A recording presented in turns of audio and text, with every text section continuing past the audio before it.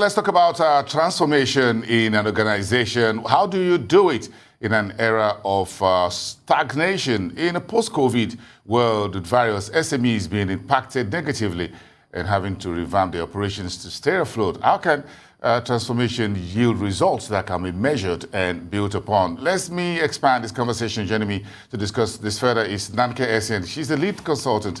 SiSa is a consulting company focused on business improvement and HR transformation. Good morning, madam. Good to have you. Thank you so much. When you talk about business transformation, you have a model which you call a VPC. What does it really entail? All right, so thank you very much for that. So the VPC basically stands for Vision, People, and Culture. And why this particular model came into fruition was because we realized that the world as we know it is beginning to transform, is beginning to change thanks to COVID.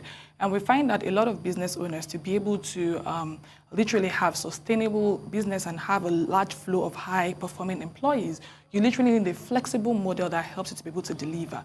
And we've also discovered that based off of some of the work that we've done, that a lot of companies are building their businesses on very shaky foundations. And what does this really mean? It means that some of us are building businesses on visions that are blurry, visions that have been greatly impacted by economic positions, even notions and mindsets. And doing this ultimately leads to inconsistent results, which we are seeing that is a cry amongst entrepreneurs right now. So the VCP model, which basically stands for Vision, People, and Culture, helps to solve problems from the roots and not just topical issues, as we see a lot of entrepreneurs doing right now. So vision, people, and culture, yeah. When we talk about transformation or responsibility for a realistic vision for a company, who leads that and how do you get employees to buy into that and carry everyone along? Brilliant. So the vision itself is led by the driver, the visionary, the dreamer, the owner of the business. But one thing that we must realize is that the vision is not just a statement on your website, neither is the vision just a string of words that you have on there, but there are several characteristics or several areas that you must be able to continuously improve that helps you achieve the vision. And the extent to which the members on your management team or people who are operating the business with you understand these areas or understand these parts that bring the vision into life, that's what literally leads to successful transformation in your organization. Now you might be asking, what are these areas that bring the vision to life? Part of it basically is understanding your core values as an organization. Also, you need to understand your core focus, your target market, your marketing segmentation, how you get into the market, how you treat your customers, and how you keep them. Now, we find that a lot of entrepreneurs will tell you things like, oh, we hire professionals to come in and we don't tell them what to do. That's a very wrong notion. And that's what gets people into trouble real fast, because you realize that your environment is different and the way that you operate is also different. So you need to show people, and it's important that everybody within your management system understands these areas that bring the vision to life, and that's what makes a real-life transformation. So what's the difference between a realistic vision and sometimes what people just say, well, it just look like a dream pipe? So there are various things there are various indicators that show that this is a realistic vision. First of all, it's a burning problem that needs to be solved. It's a gap that you have realized that needs to be literally solved in an environment. It's something you have also experienced and you've seen that will cause long-term shifts and long-term changes in the market space or in the industry. Now, we found that people are literally building castles in the sky, like we are going to space right now. These are things that you dream about, but it takes time to gestate. So you also need to focus on market trends and things that are going on in the environment to know and certify that the vision that you have literally would work and would grow sustainably and give you the results that you desire. But here I am putting, you're an HR consultant, and I'm putting a CV in front of you. Is that the best judgment of whether I'm fit and proper? Okay, so the CV is literally the entry point, but I always say before you even put out a role that attracts a CV, you must understand that there's a business problem or a business case that needs to be solved.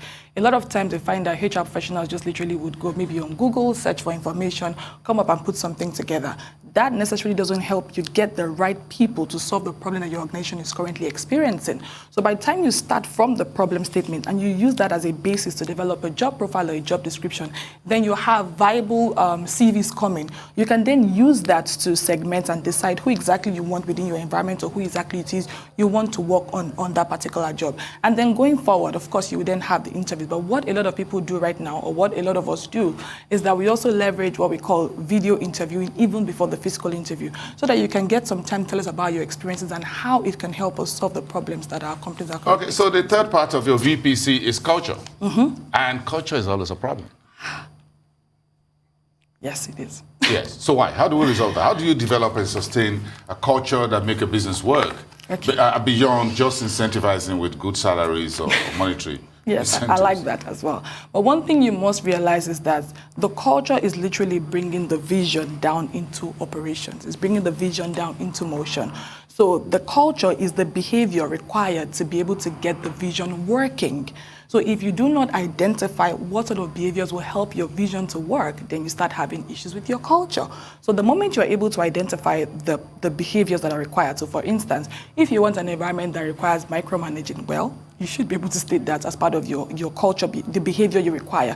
If you want an environment where people are actually thinkers, problem solvers, people are accountable and responsible, you want to also, itemize that. But the brilliant part about sustaining culture is creating culture programs that help you to actually check, to track, and to identify that the culture is actually working. And then where you have to improve, based off of maybe the market changes or the requirements of the clients are changing or the direction of the business is changing as well, your culture program helps you to be able to continuously improve and then scale up on where you currently are. Nnanke Essien, lead consultant at SiSa. Thank you so much. It's great having you here on the show. Thank you very much.